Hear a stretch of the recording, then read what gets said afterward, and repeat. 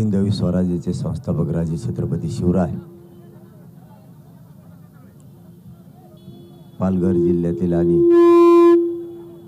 बोईसर नगरीतील जमलेल्या माझ्या मराठा बांधवांना माझा मानाचा जय शिवराय.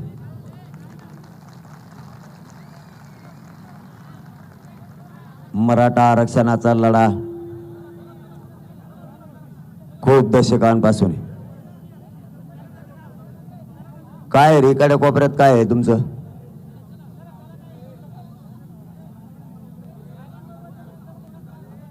सत्तर वर्ष झालं आरक्षण मिळाल्यानंतर याने गोंधळातच सगळं आयुष्य घातलं.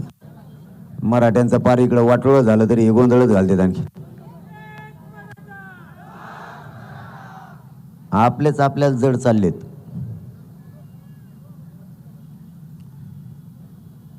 मराठा आरक्षणाचा लढा हा खूप वर्षापासून सुरू आहे. मराठा समाजाचं आरक्षण मराठा समाजाला दिलं जात नव्हतं.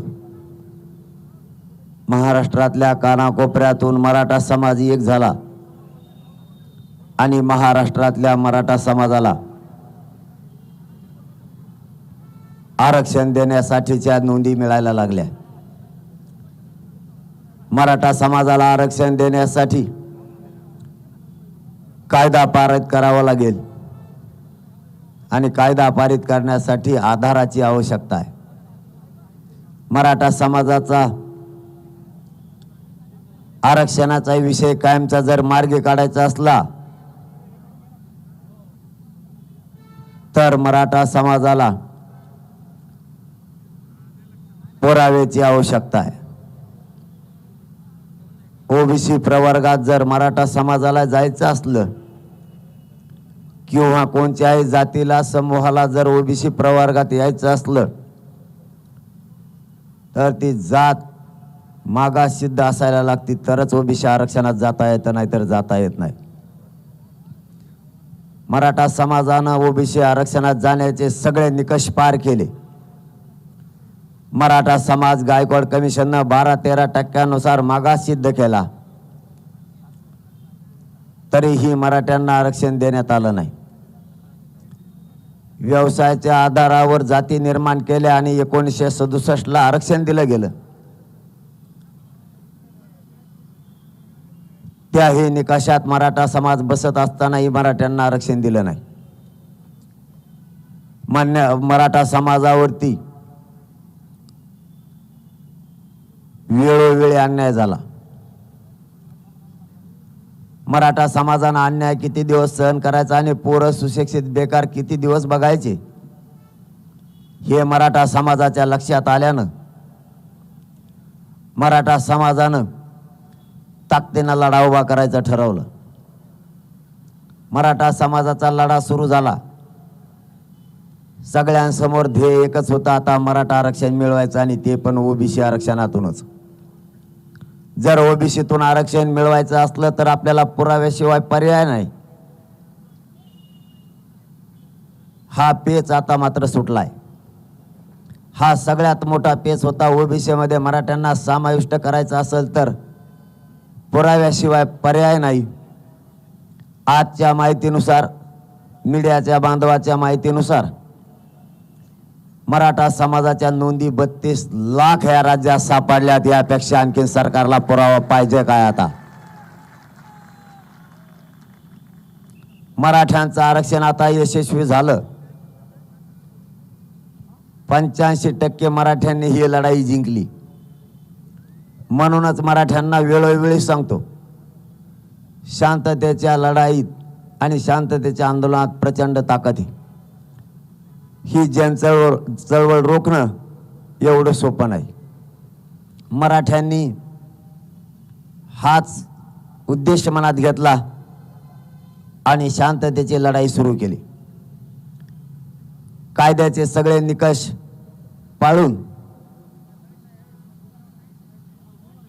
शांततेचं आमरण उपोषणाचे सगळे नियम लक्षात घेऊन आमरण उपोषण सुरू झालं. राज्यात या आंदोलनाचा इतका उठाव झाला की महाराष्ट्रातल्या कानाकोपऱ्यातले मराठे एकजूट झाले आणि आज त्याचा परिणाम मराठा समाजाच्या लेकराला 70 वर्षापासून जे आरक्षण मिळत नव्हतं त्या आरक्षणाच्या नोंदी सापडल्या आणि मराठा समाजाचं आरक्षण मिळवण्यासाठी आणि ओबीसी समावेश होण्यासाठी मराठा समाजाचा मार्ग मोकळा झाला. इथं हित प्रत्येकाच्या मुलाचं आहे. इथं महाराष्ट्रातल्या घराघरातल्या पोराचं हित या मराठा आरक्षणात. मराठा आरक्षणाची लढाई जिंकणं मराठ्यांसाठी अत्यंत महत्त्वाचं बनलं होतं. आपण जर हा प्रश्न निकाली काढला नाही तर मराठ्यांच्या पोरांचं भविष्य उद्ध्वस्त झाल्याशिवाय राहणार नाही. हे ज्यावेळेस मराठ्यांनी मनावर घेतलं आणि गावखेड्यातला करोडोना मराठा एकत्र आला, सरकारनेही या आंदोलनावर बारकाईने लक्ष ठेवलं आणि सरकारने ठरवलं आता मराठ्यांना आरक्षण दिल्याशिवाय पर्याय नाही. कारण त्याचं कारणही तसंच होतं. मराठा समाज ओबीसीत असतानाही मराठ्यांना आरक्षण दिलं नाही. हे याचं मूळ कारण असल्यानं मराठ्यांना कुणकुण लागली की आपल्या नोंदी आहेत परंतु जाणून बुजून त्या बाहेर काढल्या जात नाहीत आणि मराठ्यांना षडयंत्र रचून आरक्षण दिलं जात नाही. हे मराठ्यांच्या लक्षात आलं. जर 70 वर्षापासून मराठ्यांना आरक्षण होतं तर मग आरक्षण का दिलं नाही? 1805 पासून 1967 पर्यंत आणि 1967 पासून 2023 पर्यंतच्या नोंदी सापडायला सरकारनं सुरुवात केली. समिती ही दर दिवस याच विषयावर काम करते. समितीला पुरावे मिळाले आणि मराठा समाजात उत्साह निर्माण झाला. कारण मराठा समाजाच्या पोरानं ॲडमिशन घ्यायचे सुद्धा आता बंद केले होते. कारण किती वेळेस आपण परीक्षा द्यायच्या आणि किती वेळेस आपला नंबर हुकणार. कारण 1% जर हुकलं तर पोराचं 1 वर्षही वाया जात होतं आणि काही काही पोरांचे आयुष्यही बर्बाद होत होते. मग 70 वर्षापासून आरक्षण होतं तर याच्यावरती दबाव होता कुणाचा? सरकारने हे आरक्षण का रोखून धरलं? हक्काचं असणारं आरक्षण मराठ्यांना का दिलं नाही? हे प्रश्न मराठ्यांना रात्रंदिवस सतावत होते. शेवटी मराठ्यांनी मुलांना शिकवायचं तरी किती दिवस? मराठ्यांचे पोरं 95% जरी पडले असले तरीही त्याला घरी यावं लागलं आणि नीटमध्ये 400-500 पर्यंत जरी गेला तरीही घरी यावं लागत होतं. याचं मूळ कारण होतं मराठा आरक्षण. मराठा समाजानं शोध मोहीम सुरू केली. नेमकं मराठ्यांचं आरक्षण कुठे आणि कुणी थांबवलं आणि मराठ्यांच्या हाताला यश आलं. हा दशकापासूनचा लढा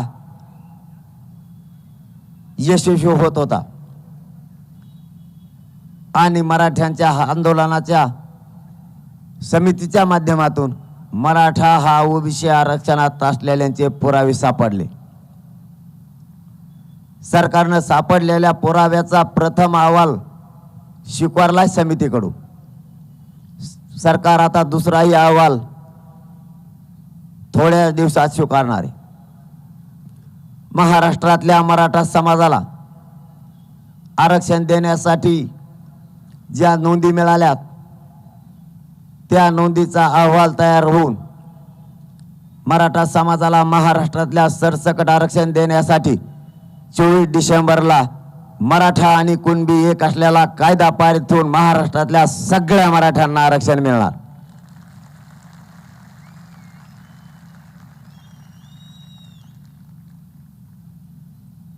मराठा समाज आणि मराठा समाजाचे विद्यार्थी पुरते खचत चालले होते की ही लढाई खूप दशकाची असूनही कोणत्या कारणानं मराठ्यांना आरक्षण मिळत नाही. आता मराठ्यांना याचं उत्तर मिळाल्यामुळं मराठा समाज राज्यातला उत्साही झाला की आता मात्र मराठ्यांना आरक्षण मिळणार आहे. म्हणून महाराष्ट्रातला मराठा समाज सगळा खरबडून जागा झाला आणि घराघरातले मराठे एक झाले. जिथं कुठं आपला कार्यक्रम आहे त्या कार्यक्रमाच्या ठिकाणी नोकरदार वर्ग असो, व्यावसायिक असो, शेतमजूर असो किंवा शेतकरी असो किंवा सामान्य मराठा असो, महाराष्ट्रातले अखंड मराठे कार्यक्रमाच्या ठिकाणी जमायला लागले. मग रात्र असो किंवा दिवस असो, दिवसभर ऊन असो किंवा रात्रीची थंडी असो, मराठे घराकडे जायला तयार नाहीत. कारण स्वतःच्या मुलाची वेदना घेऊन आलेले मराठे कार्यक्रम सोडून जात नाहीत. कारण कार्यक्रमाला आणि एकजूट दाखवायला मराठे आता कशालाच ना उन्हाला ना थंडीला जुमाला तयार नाहीत. आपल्याकडे थोडी संख्या कमी आहे. तुम्ही जरा गावोगावी जायला कमी पडले का लोकच एवढे तिकडं? अरे कोणी हा नाही काही म्हणते का नाही? तुमच्याकडे लोकच एवढे आहेत का तुम्ही जायला कमी पडले? कमी आहेत का? बरं बरं, मग एवढेच लय झाले. आम्ही आहेत ना सगळे तिकडं, आम्ही कशाला आहेत?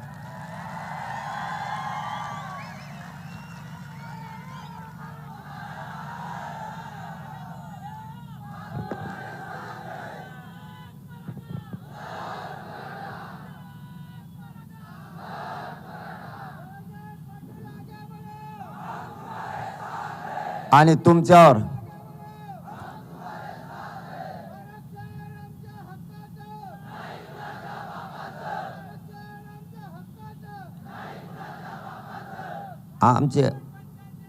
आमचे गावाची गावं आणि जिल्हे तुमच्याकडे जरी कमी असले तर आम्ही बी तुमचेच भाऊ आहेत ना. आम्ही काय कामाचे मग? आम्ही कशाला? तुमची जागा भरून काढायला आम्ही समर्थ आहेत.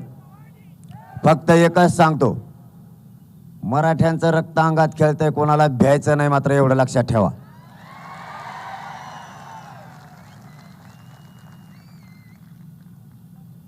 आम्ही तुमच्या सोबत आहेत आणि मराठ्यांना आरक्षण मिळवून दिल्याशिवाय आम्ही थांबत नाहीत.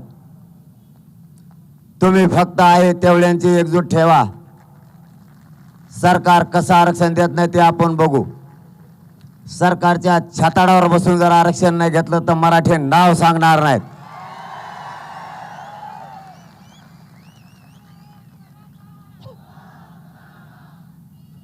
आमचं आरक्षण असताना हे आम्हाला दिलं नाही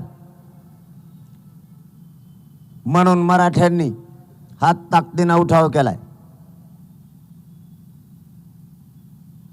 आणखीन जास्तीची जनजागृती तुम्हीही करा.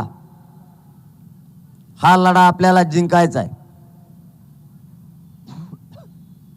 हा पहिला आणि शेवटचा लढा आरक्षणासाठीचा. या ताकदीने हा लढा लढायचा आहे. आरक्षण मिळतंय याच्यात आता शंका नाही आणि कोणी घेऊ पण नका.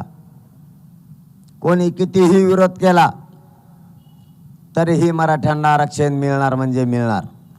कितीही विरोध करू द्या. आणि मराठ्यांच्या आरक्षणाला विरोध करणं आता म्हाताऱ्या माणसाचं काम राहिलेलं नाही.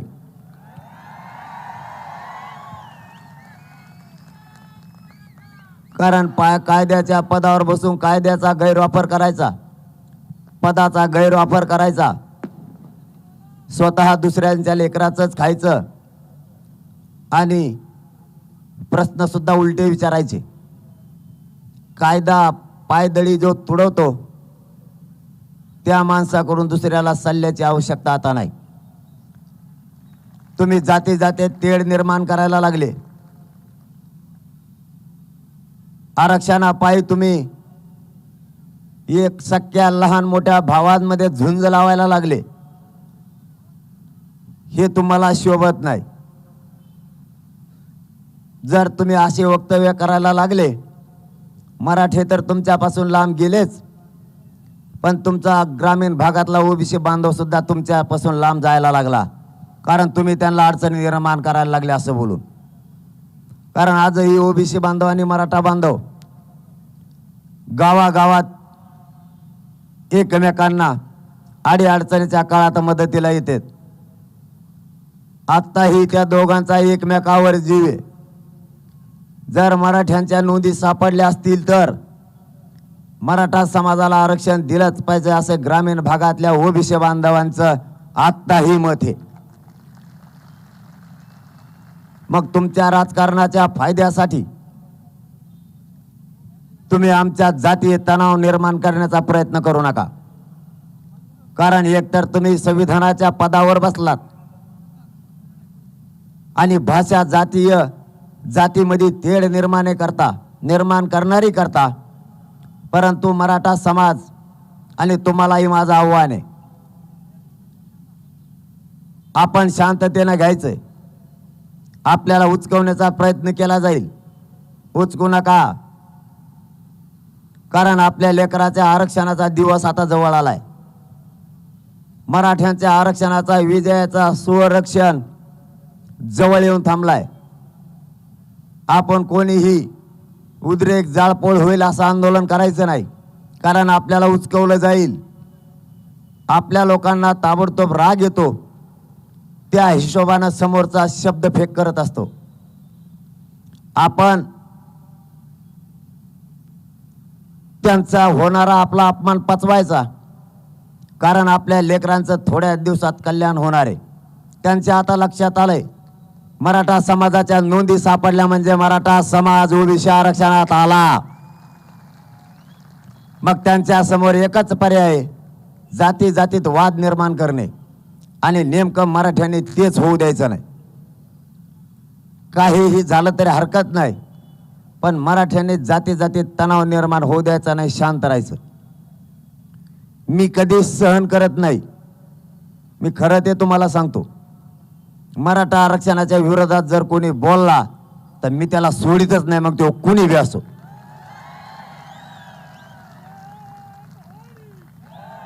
पण मी ते सहन केलंय, कारण मला माहिती आहे आता आपण शांत राहणं आणि संयमानं हे आंदोलन पुढे नेणं गरजेचं आहे. कारण आपल्याला हे उचकवण्याचा प्रयत्न करायला लागलेत. कारण आपल्या लेकरा बाळाच्या तोंडाला आता आरक्षणाचा घास आलाय. आपल्या लेकरांना आयुष्याची भाकरी मिळणार आहे. आपल्या लेकराचं आयुष्याचं कल्याण होणार आहे. आपले मराठ्यांचे पोर आता या आरक्षणामुळे मोठे होतील, उच्च शिक्षणही घेतील, अडीअडचणी कमी होतील. म्हणून मी हे सगळं शांततेत सहन केलंय आणि आरक्षण मिळेपर्यंत सहनच करणार. त्याच्यात काही शंका नाही. तुम्ही सुद्धा सहन करा, पण शांत राहा. एकदा आंदोलन आरक्षण मिळालं मग आपल्याला काही टेन्शन नाही. तो बी कुठं जाणार नाही, आपल्याला कुठं जायचं नाही. मग बघू. जोपर्यंत आरक्षणाचा निर्णय होत नाही तोपर्यंत मराठ्यांनी आंदोलन शांततेत करायचे. कोणीही उग्र आंदोलन, जाळपोळ असे प्रकार करायचे नाही म्हणजे नाही. याचबरोबर ओबीसी बांधव ही आपला गावखेड्यातला आपलाच भाऊ आहे. दोघांनी एकमेकाच्या अंगावर यायचं नाही. मराठ्यांनी शांततेत हे आंदोलन घ्यायचंय. कारण परिणाम मराठ्यांचं आलेलं आरक्षणावरून त्यांना आपलं लक्ष विचलित करायचंय. आपलं ध्येय सध्या फक्त मराठा आरक्षण आहे. तिथून आपलं लक्ष हटलं पाहिजे. म्हणून ते जातीय तणाव निर्माण करण्याचा प्रयत्न गावागावात आणि जिल्ह्यात करायला लागलेत. त्यामुळं आपण फक्त शांततेनं घ्या. कारण हे शांतीचं ब्रह्मास्त्र पेलण्याची ताकद या राज्यात आणि देशात कोणातच नाही. या शांततेच्या आंदोलनानंच मराठा आरक्षण निर्णयाच्या प्रक्रियेत आणले याची जाण मराठा बांधवांनी ठेवा. शांततेची जनचळवळ कोणालाच रोखता येत नाही. मराठा समाज महाराष्ट्रातला आरक्षणात येण्यासाठी सगळ्या बाजूनं मराठा समाज आता निकष पूर्ण करतोय. त्यामुळं मराठ्यांना आता आरक्षणात येण्यापासून कोणीच रोखू शकत नाही. कोणी कितीही ताकद लावली तरीही कायद्याची चौकट मोडू कोणी शकत नाही आता. कारण कायद्याच्या चौकटीत येण्यासाठी लागणारे सगळे पुरावे, सगळे दस्तावेज सरकारकडे आता जमा व्हायलेत. प्रथम अहवाल तर सरकारकडे गेलाय, आता दुसरा एकदा अहवाल आला की मराठ्यांचा आरक्षणाचा कायदा पारित 24 डिसेंबरला झालाच म्हणून समजा. त्याच्यात तुम्ही काही शंका घेऊ नका. जर सरकारनं 24 डिसेंबर पर्यंत मराठ्यांना आरक्षण दिलं नाही तर मात्र मराठा समाजाचे त्यानंतर बैठक घेऊन पुढचं आंदोलन काय करायचं याची दिशा आपण ठरवणार आहेत. तुम्ही आता उद्यापासून कामाला लागा. 1 डिसेंबर पासून या महाराष्ट्रात आपल्या जिल्ह्यात, गावात आणि तालुक्यात असं एकही गाव नाही राहिलं पाहिजे की त्या ठिकाणी साखळी उपोषण सुरू नाही झालं. गाव तिथं साखळी उपोषण बसलं पाहिजे. अशी तयारी उद्यापासून करा, कारण आपल्याला लढल्याशिवाय पर्याय नाही. आपली सुद्धा 24 डिसेंबर पर्यंत कसोटी आहे. आपल्यासाठी ही कसोटीचा काळ ह्या 24 डिसेंबर पर्यंत असणार आहे. त्यामुळं सगळ्या मराठा बांधवांनी, सगळ्या माता माऊल्यांनी, सगळ्यांनी एकजूट करा. आरक्षण हे सगळ्यांसाठी महत्त्वाचं आहे. या आरक्षणामध्ये ना माझा फायदा होणार ना तुमचा, महाराष्ट्रातल्या घराघरातल्या मराठ्यांच्या लेकराचा या आरक्षणामुळे फायदा होणार आहे. म्हणून या लढाईत कोणीच आता मागं राहू नका, कारण अशी संधी मराठ्यांना पुन्हा येणार नाही. या संधीचं सोनं मराठ्यांनी करा आणि लढताना मराठा म्हणून एकजूट करून आरक्षणासाठीच सगळ्यांनी लढा. पक्षाचे मतभेद येऊ देऊ नका, तुमचे वैयक्तिक मतभेद याच्यात येऊ देऊ नका, कारण शांततेनं तुम्ही एकजूट ठेवा. मराठ्यांच्या पदरात 100% आरक्षण मिळाल्याशिवाय आता राहत नाहीत, कारण तशी तयारी ही लढण्याची मराठ्यांनी केली. मला आणखीन 3 कार्यक्रम आहेत नाशिक त्र्यंबकेश्वर पर्यंत, म्हणून मला जास्तीचा वेळ आता घेऊ नका. आरक्षणाच्या बाबतची सगळी माहिती जवळपास तुम्ही बघता. आपण मीडियाच्या बांधवाच्या समोरच जास्तीची मांडतो. घराघरात त्या माध्यमातून मराठा समाजासमोर ही माहिती गेली. मला आणखीन 3-4 कार्यक्रम असल्या कारणानं पाठचे दर दिवस 4 वाजायला लागलेत, दर दिवस. आणि मी ही थांबतही नाही आणि थकत पण नाही. सकाळी 8 वाजल्यापासून निघल्यापासून सलग रात्रंदिवस मराठा समाजाला जागृत करून त्यांचे आशीर्वाद घेण्यासाठी मी प्रत्येक गावागावात जातोय. मला डॉक्टरने आराम करायचा सांगितलेला असतानाही मी करत नाही, कारण मला माहिती आहे आता जर मी झोपलो तर मराठा समाजाचं वाटोळं झालं म्हणून समजा. म्हणून जीवाची कदर आता करायची नाही, पण एकदा ह्या मराठा समाजाच्या पदरात ही आरक्षणाचं पुण्याचं दान टाकायचं आणि या मराठा समाजाच्या लेकरावर आरक्षण देऊन चेहऱ्यावर मराठ्यांच्या लेकराच्या हसू आणि आनंद बघायचा, एवढं स्वप्न घेऊन रात्रंदिवस तुमच्या दर्शनासाठी येतोय.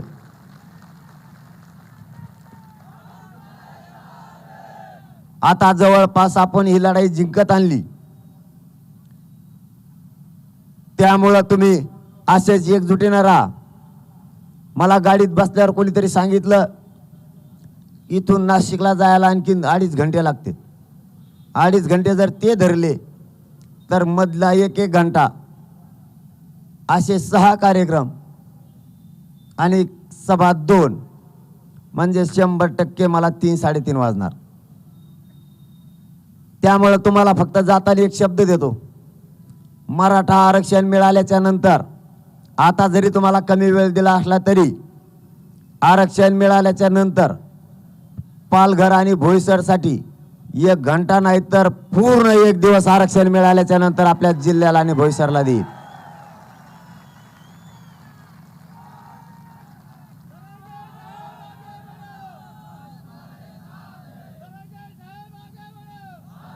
पूर्ण 1 दिवस तुमच्या जिल्ह्यासाठी आणि तुमच्या भोईसरसाठी. जितका मोठा घ्यायचा, जितका बारीक घ्यायचा तितका घ्या. आम्ही एकदा शब्द दिला की पाळतो, कारण मी माझ्या मराठा समाजाशी प्रामाणिक आहे. मी माझा प्रामाणिकपणा समाजासमोर सिद्ध केलेला आहे, त्यामुळे मी शब्द मोडत नाही. याचबरोबर जाता जाता तुम्हाला पुन्हा एक शब्द देतो, मी या समाजाला मायबाप मानलंय. आरक्षण मिळेपर्यंत या समाजाशी मी कधीही गद्दारी करणार नाही.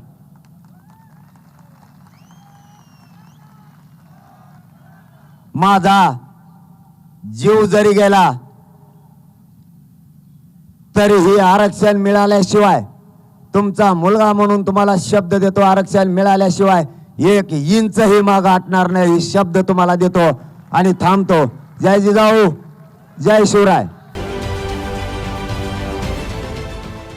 देश विदेशातील प्रत्येक घडामोडींचे लाईव्ह अपडेट मिळवण्यासाठी आता साम टीव्हीच्या सर्व सोशल मीडिया प्लॅटफॉर्मला लाईक, फॉलो आणि सबस्क्राईब करा. तसंच सर्व नोटिफिकेशनसाठी बेल आयकॉन प्रेस करायला विसरू नका.